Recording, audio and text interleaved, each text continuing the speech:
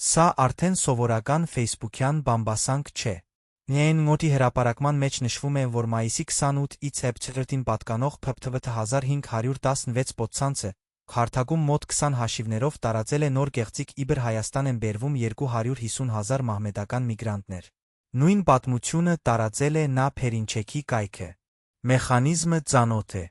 Վերցնում են մի թիվ 250,000։ Գցում են վախեցնող բառ միգրանտներ։ Դնում են կրոնական նշում մահմեդական։ Հետո թողնում են, որ մարդը ոչ թե ստուգի, այլ վախենա։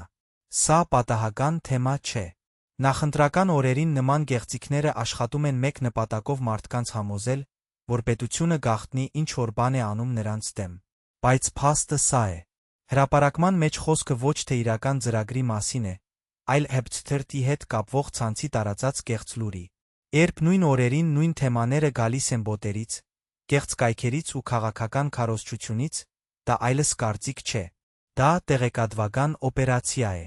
Քվեարկության օրը ընտրիր այն Հայաստանը, որտեղ որոշումը կայացվում է ստուգված փաստերով, ոչ թե բոտերի տարածած վախով։